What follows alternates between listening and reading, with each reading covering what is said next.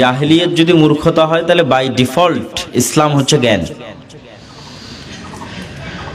তো রাসূলুল্লাহ সাল্লাল্লাহু আলাইহি ওয়াসাল্লাম এবং তার প্রতিপালক আল্লাহ সুবহানাহু ওয়া তাআলা যে আদেশ ও নিষেধ পবিত্র কোরআনের মাধ্যমে পাঠিয়েছেন এবং হাদিসের মাধ্যমে দিয়েছেন, তার সবই নলেজ, জ্ঞান, এবং এমন জ্ঞান যা স্কুল কলেজ ইউনিভার্সিটিতে পাওয়া যায় না অনেক সময়, এবং এমন জ্ঞান যা মানুষের প্রকৃত সফলতা নির্ধারণ করে।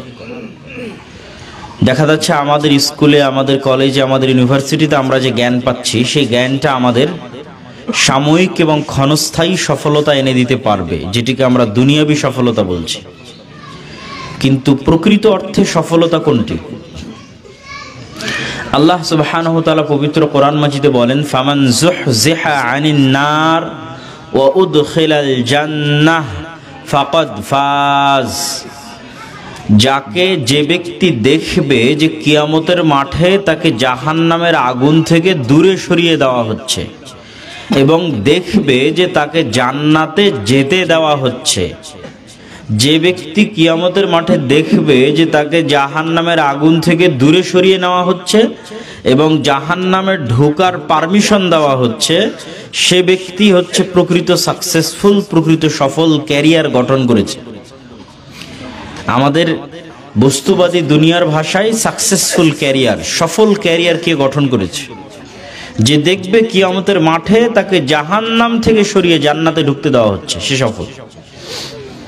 তাহলে এই সফলতার যে মানদণ্ড, এই রাস্তা কিন্তু আল্লাহ এবং আল্লাহ রাসূলের বলে দেওয়া রাস্তা। আর এই রাস্তা থেকে সবসময় আমাদের পথ ভ্রষ্ট করার চেষ্টা করে শয়তান এবং শয়তানের দোসরেরা। যেমন আল্লাহ সুবহানাহু ওয়া তাআলা নিজে পবিত্র কোরআনে বলেন, ওয়ালা উদিল্লান্নাহুম ওয়ালা উমান্নিয়ান্নাহুম ওয়ালা আমুরান্নাহুম, যে শয়তান শপথ করে বলে যে আমি অবশ্যই মানুষকে পথভ্রষ্ট করব, আমি অবশ্যই মানুষকে খারাপ কাজের আদেশ দিব, আমি অবশ্যই মানুষের অন্তরে ওয়াসওয়াসা দিব মন্দ কাজের। তাহলে 24 ঘন্টা শয়তান আমাদেরকে মন্দ কাজের ওয়াসওয়াসা দিচ্ছে পথভ্রষ্ট করার জন্য। আর সেই পথভ্রষ্টতা থেকে যদি আমরা বাঁচতে চাই এবং জান্নাতে যেতে চাই, এই যে যুদ্ধ শয়তানের সাথে, এই চিরন্তন যুদ্ধে আমাদের একমাত্র সহযোগী আল্লাহর বাণী এবং আল্লাহর রাসূলের বাণী। একমাত্র সিলেবাস, একমাত্র গাইডলাইন, একমাত্র পথ নির্দেশক পবিত্র কোরআন এবং হাদিস। এই জন্য এই জ্ঞানের কোনো বিকল্প নাই। আর এই উম্মতের সবচেয়ে ব্যতিক্রম দিক হচ্ছে নবী একজনই। কিয়ামত পর্যন্ত আর কোনো নবী আসবে না। অথচ বানু ইসরাইল তথা আমাদের পূর্বের যে উম্মতেরা চলে গেছে, তাদের প্রতি যুগে, প্রতি শতাব্দীতে একের অধিক নবী থাকতো। এট এ টাইম, একই সময়ে 2-3 জন নবী। মুসা আলাইহিস সালাতু ওয়াস সালাম, হারুন আলাইহিস সালাতু ওয়াস সালাম, 2 ভাই একই সাথে একই সময় নবী। ইব্রাহিম আলাইহিস সালাতু ওয়াস সালাম, লূত আলাইহিস সালাতু ওয়াস সালাম একই সাথে এট এ টাইম ভিন্ন 2 জায়গায় নবী। এরকম অসংখ্য উদাহরণ বানু ইসরাইলের সময় আছে। ইয়াহইয়া, জাকারিয়া, ঈসা পরস্পর নবী। দাউদ, সুলাইমান পরস্পর নবী। ইব্রাহিম, ইসহাক, ইয়াকুব, ইউসুফ পরস্পর নবী, 4 জন। অথচ আমাদের উম্মতের ক্ষেত্রে বলা হচ্ছে যে তোমাদের নবী একজনই, আর নবী দেওয়া হবে না।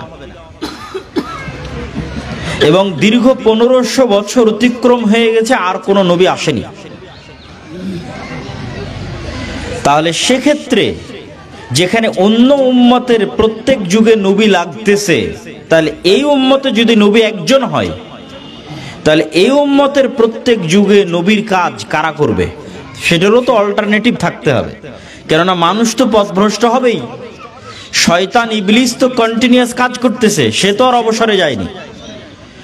ইবলিস এবং ইবলিসের দোসরেরা যেহেতু অবসরে যায়নি, তাহলে নবী একজন 1500 বছর, অল্টারনেটিভ কি? সেটার কথায় রাসূল সাল্লাল্লাহু আলাইহি ওয়াসাল্লাম বলছেন, আল উলামাউ ওয়ারাসাতুল আম্বিয়া লা ইউরিসুনা দিনারান ওয়ালা দিরহামান বাল ইউরিসুনা আল ইলম। আলেমগণ নবীদের অল্টারনেটিভ, নবীদের উত্তরসূরি। আর নবীরা উত্তরাধিকার সূত্রে আলেমদের কাছে টাকা পয়সা ধন দৌলত রেখে যায়নি। কি রেখে গেছে? কোরআন এবং হাদিসের জ্ঞান রেখে গেছে।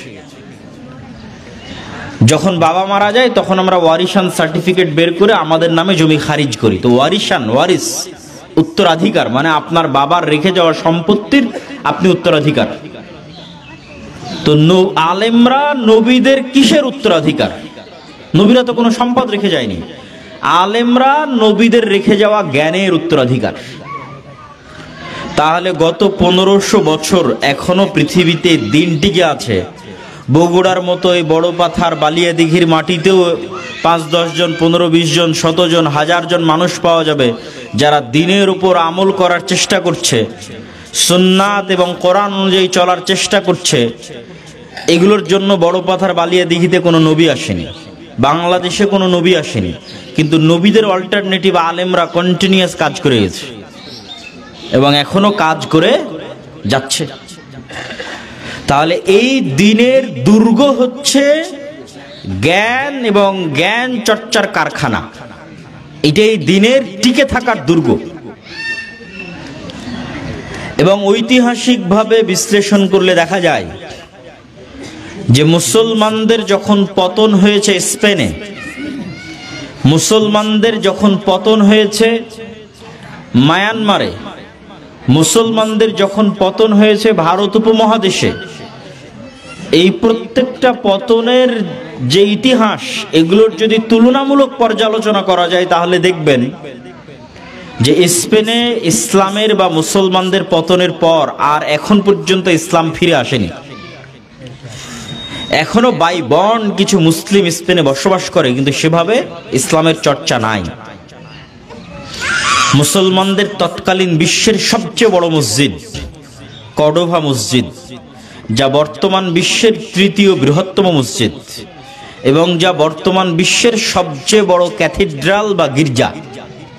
তো মুসলমানদের সেই 3য় বৃহত্তম মসজিদ গির্জা হিসেবে ব্যবহৃত হচ্ছে। আমি নিজে সেই মসজিদে প্রবেশ করে এসেছি, দেখে এসেছি। জমি মুসলমানদের ওয়াকফ করা, মসজিদ তৈরি হয়েছে মুসলমানদের দানের টাকায়, কিন্তু ব্যবহৃত হচ্ছে গির্জা হিসেবে। এটা একটা দুটা মসজিদ না, স্পেনের যত গির্জা আছে প্রত্যেকটা গির্জা বাহির থেকে দেখলে আপনি বলবেন এটা তো মসজিদ, ভিতরে ঢোকার পর দেখবেন না এটা তো গির্জা। কেননা মুসলমানদের আমলে তৈরি হওয়া মসজিদ এখন গির্জা হিসেবে ব্যবহার হচ্ছে। তো মেহরাব ওই রকমই আছে, মিনার ওই রকমই আছে। তো মেম্বার, মেহরাব, মিনার এবং মসজিদের শেপ দেখলে বাহির থেকে বলবেন এটা শতভাগ মসজিদ, আসলেই মসজিদ, কিন্তু ব্যবহৃত হচ্ছে গির্জা হিসেবে। এই হচ্ছে স্পেনের মুসলমানদের করুণ পরিণতি। কিন্তু ভারতেও যখন মুসলমানদের এবং ইসলামের পতন হয়েছে, এবং আজকেও পাকিস্তান এবং বাংলাদেশ বাদ দিলে ভারতের মাটিতে মুসলমানদের উপর যে জুলম এবং অত্যাচার চলতেছে ব্রিটিশদের পরে এখন পর্যন্ত, তার বিপরীতে মুসলমানেরা যে ফাইট দিচ্ছে, টিকে আছে, তার সবচেয়ে বড় কারণ হচ্ছে ব্রিটিশরা এই দেশে পা রাখা মাত্রই মুসলমানেরা সিদ্ধান্ত নিয়েছিল তাদের নিজের অর্থে মাদ্রাসা টিকিয়ে রাখতে হবে। এই এক সিদ্ধান্ত ভারত উপমহাদেশের ভাগ্য পরিবর্তন করে দিয়েছিল।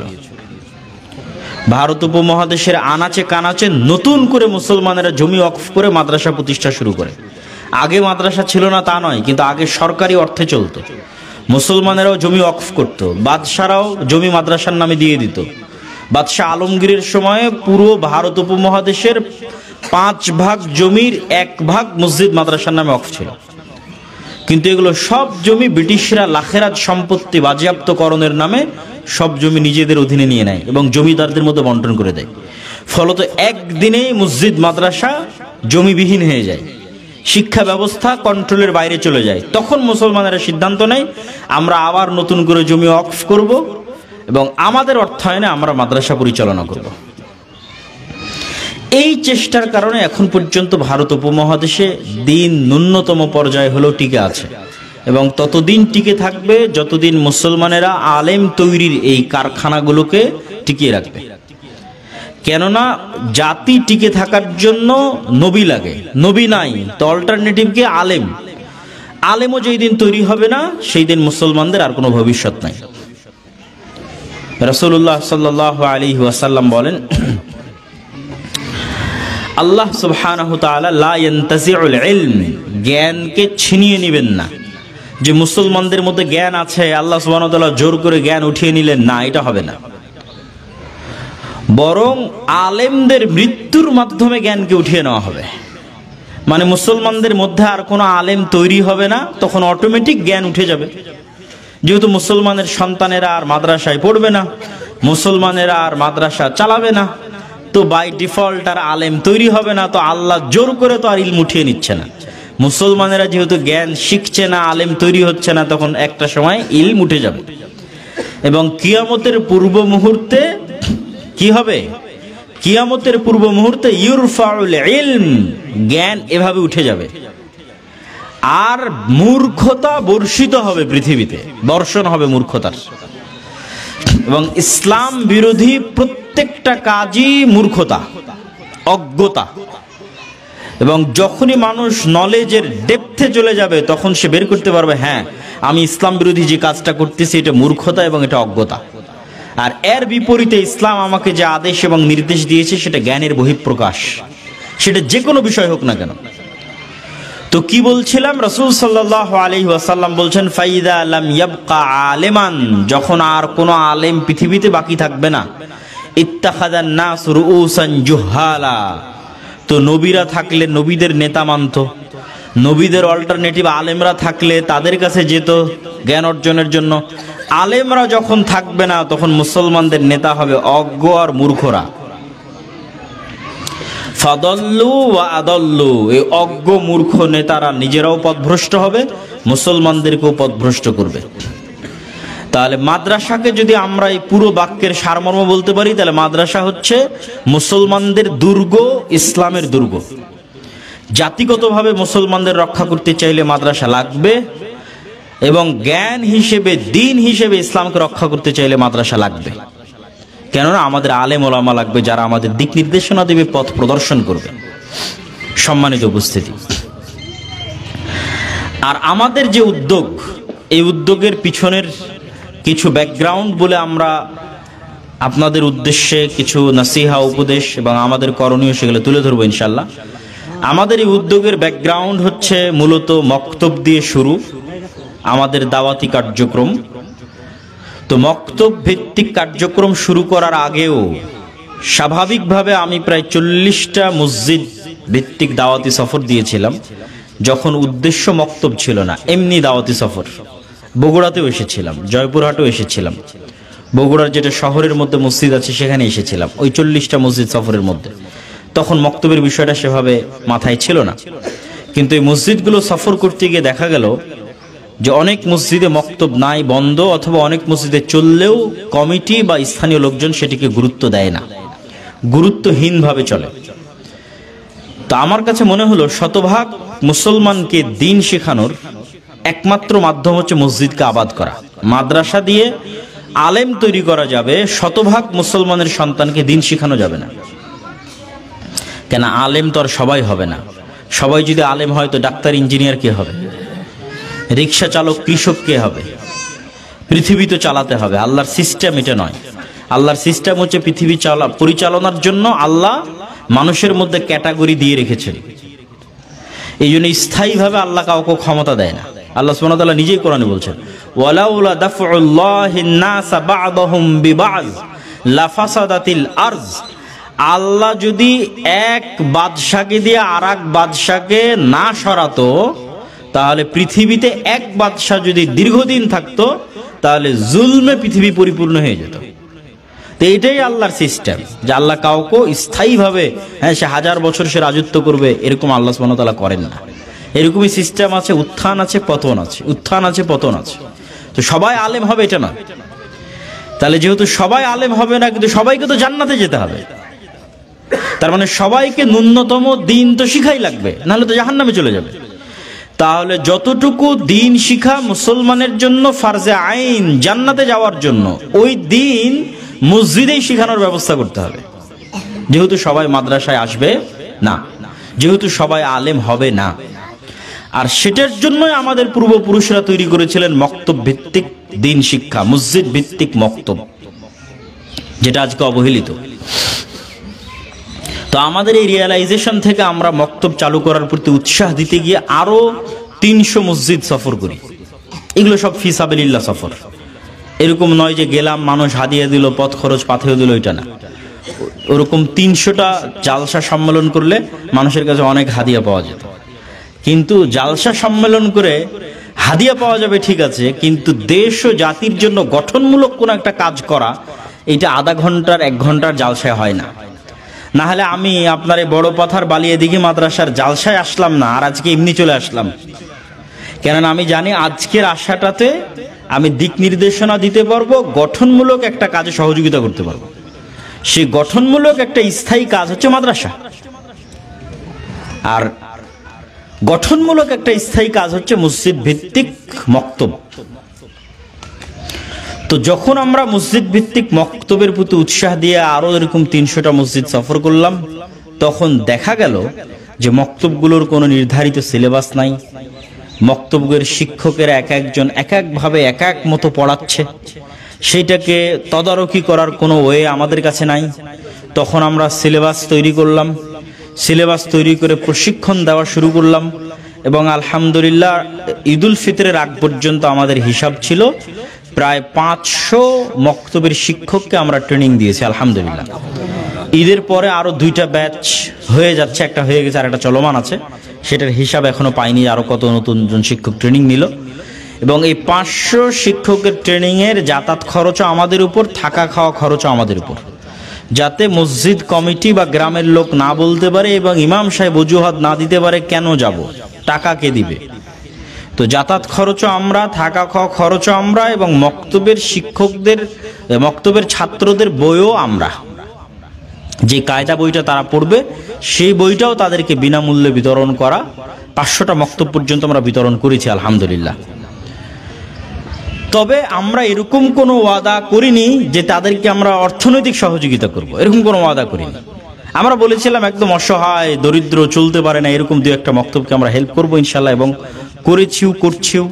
আপনাদের এই যমুনার চরেও কিছু মক্তব আমাদের চলে যেগুলোতে আমাদের সহযোগিতা যায়, প্রায় 100 থেকে 150টা মক্তবে প্রতি মাসে সহযোগিতা যায়। তবে আলহামদুলিল্লাহ আমরা না ওয়াদা করলেও আল্লাহর দয়ায় আমরা এই ঈদের আগে যতগুলো মক্তব আমাদের নিকটে ট্রেনিং নিয়েছিল তাদের প্রত্যেক শিক্ষকের কাছে আমরা ন্যূনতম হলেও কিছু ঈদ উপলক্ষে হাদিয়া আমরা পাঠাতে পেরেছিলাম। এই জন্য আমরা আল্লাহর শুকরিয়া আদায় করি আলহামদুলিল্লাহ। এটা আমাদের কল্পনার বাইরে ছিল যে আমরা এতগুলো মক্তবকে ঈদে কোনো একটা হেল্প করতে পারবো, কিন্তু আল্লাহ সুবহানাহু ওয়া তাআলা সেটার ব্যবস্থা করে দিয়েছেন আমাদেরই কিছু দিনী ভাইদের মাধ্যমে। তো আরো যারা আপনাদের আশেপাশের অঞ্চলে আছে তাদেরকে সহজ সিম্পল আমাদের অফিসের নাম্বারে খোঁজ নিয়ে ট্রেনিং এর জন্য পাঠানো, ট্রেনিং শেষ করে সেখান থেকে বই সহ আসা, এবং নিজ উদ্যোগে যারা দাওয়াতি কাজ করতে চায় তাদের প্রথম দাওয়াতি কাজ হওয়া উচিত মক্তব। আমি সব জায়গায় গিয়ে সহযোগিতা করবো এটা নয়, আমার অধীনে সব মক্তব চলবে এটা নয়, কিন্তু এই কথা শুনতে শুনতে আরো 10 জন মানুষ উদ্যোগ নিবে যে আমাদেরও মক্তব নিয়ে কাজ করা উচিত। তখন দিন শেষে আমরা ওই লক্ষ্যে পৌঁছে যাব যে আজ থেকে 10 বছর পর, আজ থেকে 15-20 বছর পর বাংলাদেশের একজন মুসলমানের সন্তানও এমন থাকবে না যে পবিত্র কোরআন পড়া জানে না। সম্ভব না? সম্ভব নয়? ইনশাআল্লাহ সম্ভব। যদি মিশরের মাটিতে সম্ভব হতে পারে, পৃথিবীর অন্যান্য দেশে সম্ভব হতে পারে, বাংলাদেশে কেন সম্ভব হবে না? বাংলাদেশের মুসলমানের সন্তানেরা কেন কোরআন সম্পর্কে অজ্ঞ থাকবে? কেন নবীদের জীবনী সম্পর্কে অজ্ঞ থাকবে? কেন রাসূল এবং সাহাবীদের জীবনী সম্পর্কে অজ্ঞ থাকবে? আমরা তো তাদেরকে এটা 1 বছরই মক্তবে পড়িয়ে দিতে পারি, সহজ জিনিস।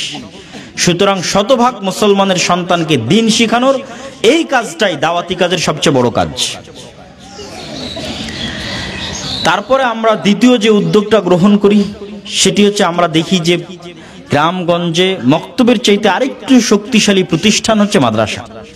একটা মক্তবের চাইতে একটু হলেও শক্তিশালী প্রতিষ্ঠান এটা মাদ্রাসা।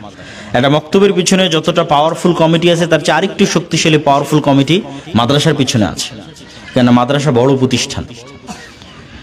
তো প্রতিষ্ঠান জাতির ভবিষ্যৎ নির্ধারণ করে,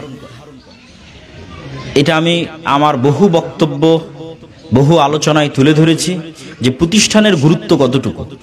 আর বাস্তব উদাহরণ দিতে গেলে এখনকার উদাহরণ দিতে হবে, যে গত 16 বা 15 বছরের যে ফ্যাসিজম বাংলাদেশে ছিল, তারা যখন 36শে জুলাই বা 5ই আগস্ট বাংলাদেশ ছাড়লো, তখন বাংলাদেশের যে পাওয়ার শিফটিং, পাওয়ার ট্রানজিশন, রাজনৈতিক ক্ষমতার যে হস্তান্তর, এটা বাই ডিফল্ট অটোমেটিক বাংলাদেশের শক্তিশালী প্রতিষ্ঠানগুলোর কাছে চলে গেল। যেমন বাংলাদেশের সবচেয়ে শক্তিশালী প্রতিষ্ঠান হচ্ছে বাংলাদেশ আর্মি, বাংলাদেশ সেনাবাহিনী। মানে যখন গভর্নমেন্ট নাই তখন অটোমেটিক ক্ষমতার মালিক তারা। তারপরে আরো বড় বড় পাওয়ারফুল প্রতিষ্ঠান হচ্ছে ব্র্যাক, অধিকার, প্রথম আলো, ডেইলি স্টার। তাহলে অটোমেটিক তাদের কাছে ক্ষমতা চলে গেছে। কিন্তু পয়েন্ট শুড বি নোটেড, চিন্তা করার বিষয় হচ্ছে যে 36 দিনের এই লম্বা আন্দোলনে যেই মুসলমানেরা রাস্তাঘাটে পিপিলিকার মতো, পঙ্গপালের মতো লক্ষ লক্ষ কোটি কোটি ভোটার এবং দেশের নাগরিক যারা আন্দোলন করলো, এই সমস্ত মুসলমানদের প্রতিনিধিত্ব করার মতো না একটা মিডিয়া আছে, না এই মুসলমানদের প্রতিনিধিত্ব করার মতো একটা অর্থনৈতিক প্রতিষ্ঠান আছে, না এই মুসলমানদের প্রতিনিধিত্ব করার মতো কোন সেক্টরে কোনো প্রতিষ্ঠান আছে? নাই। ফলত তাদের মাধ্যমে সরকার পতন হলেও ক্ষমতায়, ডিসিশন মেকিং এ তাদের কোনো রোল নাই, কেননা তাদের শক্তিশালী প্রতিষ্ঠান নাই। আপনি পঙ্গপালের মতো ভোটার দিয়ে কিচ্ছু হবে না, এইটা ইহুদিরা খুব ভালোভাবে জানে। এই জন্য তারা গুটি কয়েক হলেও ক্ষমতার কেন্দ্রবিন্দুতে তারা কেন, তারা প্রতিষ্ঠান তৈরিতে মনোযোগ দিয়েছে। প্রতিষ্ঠান অনেক শক্তিশালী, অনেক পাওয়ারফুল। কিভাবে প্রতিষ্ঠান শক্তিশালী পাওয়ারফুল হতে পারে সেটারও কিছু নমুনা আমি আজকের বক্তব্যে তুলে ধরবো ইনশাআল্লাহ। তার আগে সেই দৃষ্টিকোণ থেকে আমরা প্রতিষ্ঠানগুলোর দিকে মনোযোগ দিই, যেহেতু অলরেডি আমাদের একটি অন্যতম, বৃহত্তম এবং শ্রেষ্ঠতম প্রতিষ্ঠান আছে আল জামিয়া সালাফিয়া নামে, যার গুণাবলী এবং যার ভালো দিকগুলো তুলে ধরার অনেক কিছুই আছে। কিন্তু শর্টকাটে যা অন্য প্রতিষ্ঠানের নয় আমাদের আছে, এরকম দুই একটা বললেই মানুষের জন্য বুঝতে সুবিধা হবে। প্রথমত, আমরা বাংলাদেশ ইনভেস্টমেন্ট ডেভেলপমেন্ট অথরিটির পারমিশন নিয়ে, যে ইনভেস্টমেন্ট ডেভেলপমেন্ট অথরিটি কিছুদিন আগে ইনভেস্টমেন্ট সামিট করলো, বিদেশের বড় বড় বিনিয়োগকারীরা যেখানে এসেছিল, তাদের পারমিশন নিয়ে আমাদের জামিয়াতে শিক্ষা প্রতিষ্ঠানে 4-5 জন বিদেশি টিচার সব সময় থাকেন 24 ঘন্টা, উপমহাদেশের বাইরে।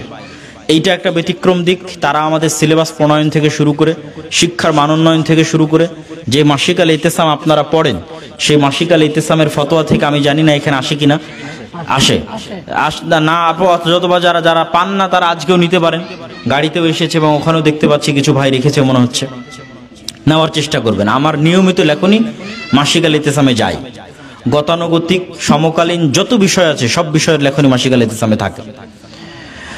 তো বিষয় কি ছিল? বিষয় হচ্ছে যে 2 নম্বর পয়েন্ট হচ্ছে সৌদি আরব এবং আরব বিশ্বের অন্যান্য দেশের মদিনা ইসলামী বিশ্ববিদ্যালয় সহ বিভিন্ন বড় বড় বিশ্ববিদ্যালয়ের শিক্ষকেরা সব সময় এখানে আসতে থাকে।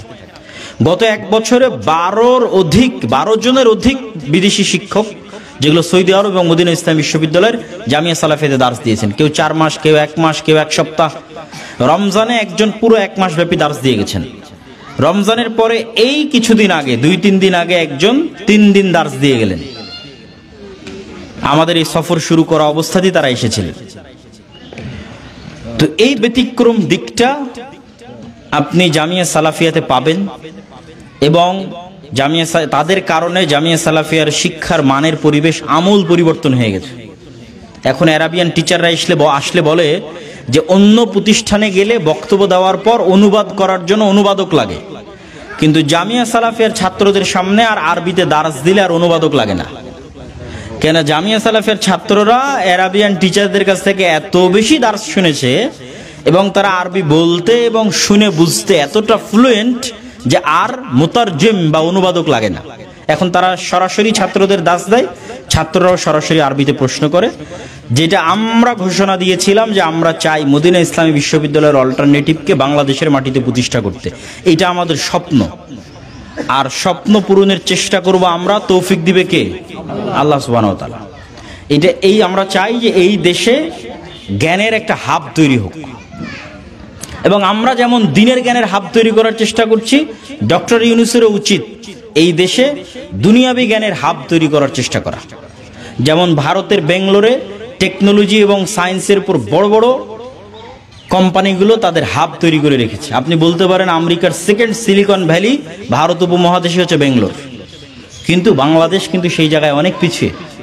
আমাদের সন্তানেরা টেকনোলজি এবং সায়েন্সের যে নলেজ, সেই নলেজের দিক থেকে অনেক অনেক পিছিয়ে, অথচ এটাই কিন্তু পৃথিবী।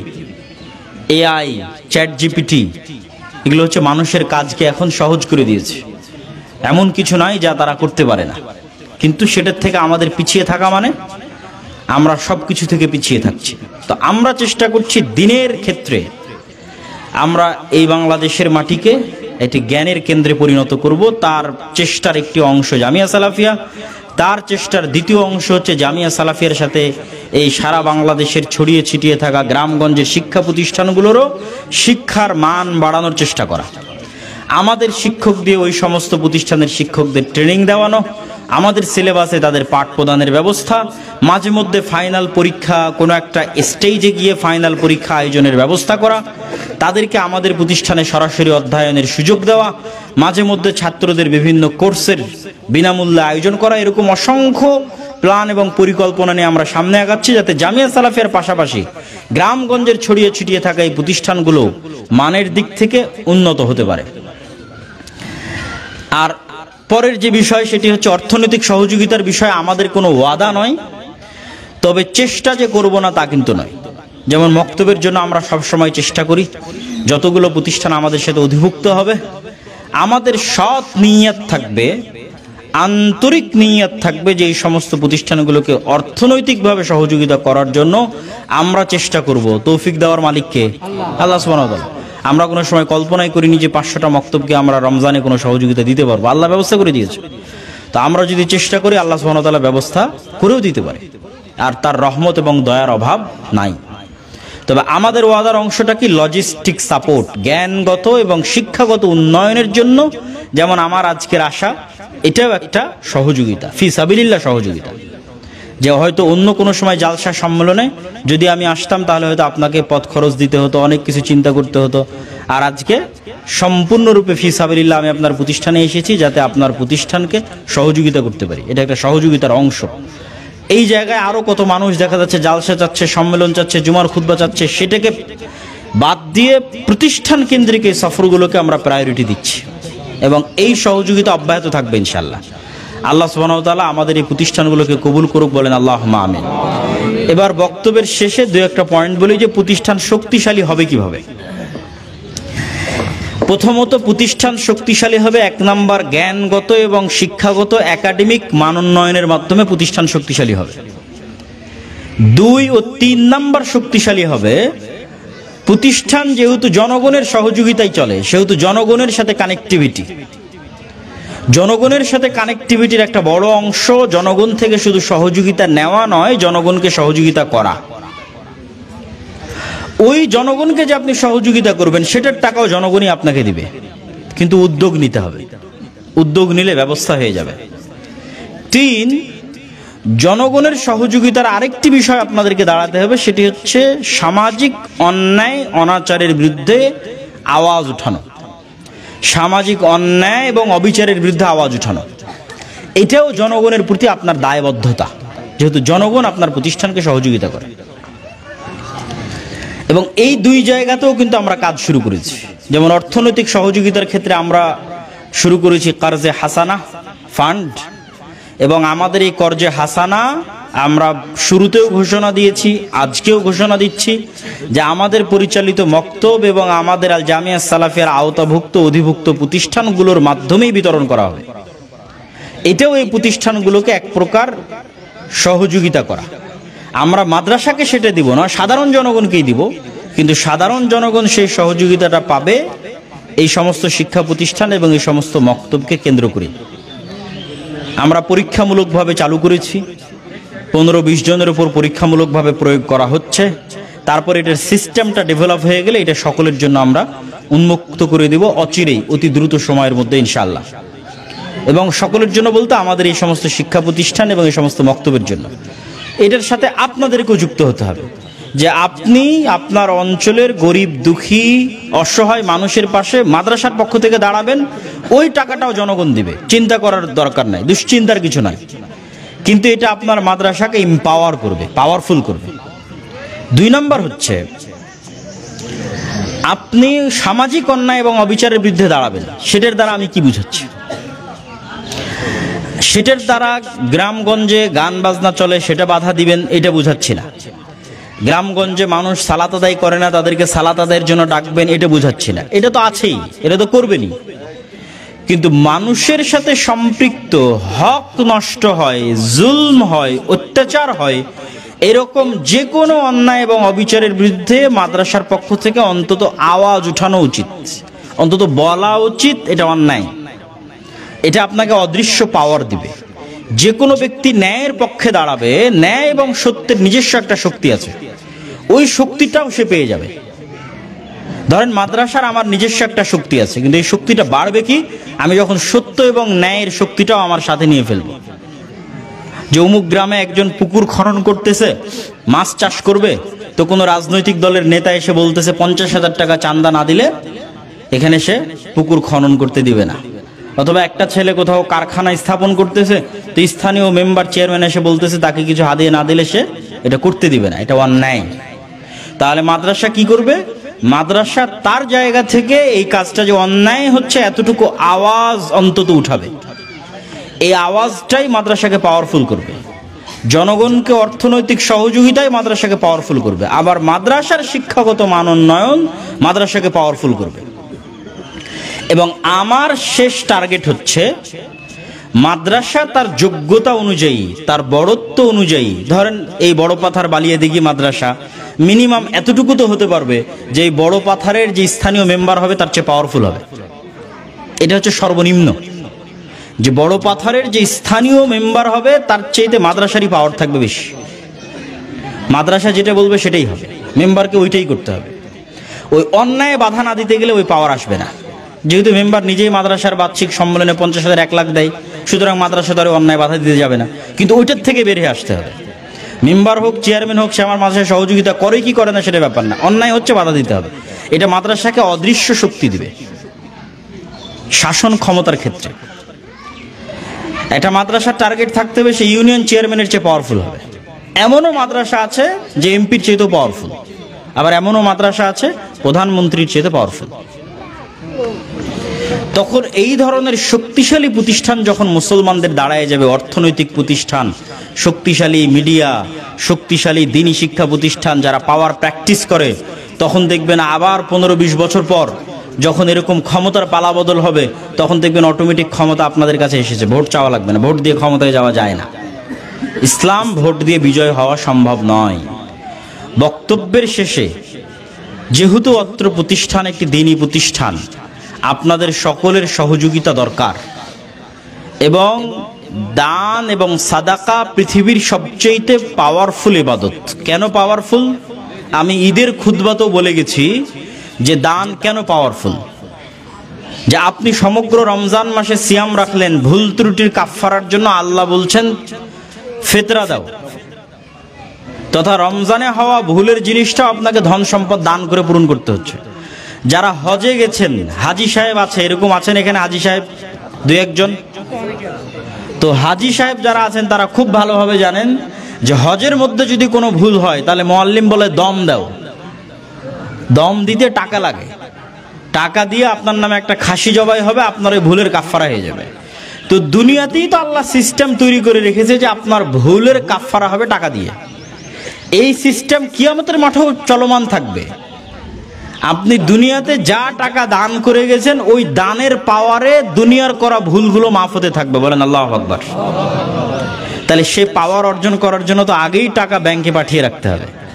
যার যত টাকা তার তত পাওয়ার, মানে যার যত দান কিয়ামতের মাঠে তার তত পাওয়ার। গুনাহ থাক, ভুল ত্রুটি থাক, ইবাদতের কমতি থাক, দানের পাওয়ারে ক্ষমা হবে। তো এই জন্য আপনারা আজকে বক্তব্যের শেষে বৈঠকে দানে অংশগ্রহণ করবেন। এবং আমরা ইতিমধ্যে যে পদক্ষেপগুলো গ্রহণ করেছি সেগুলো ধীরে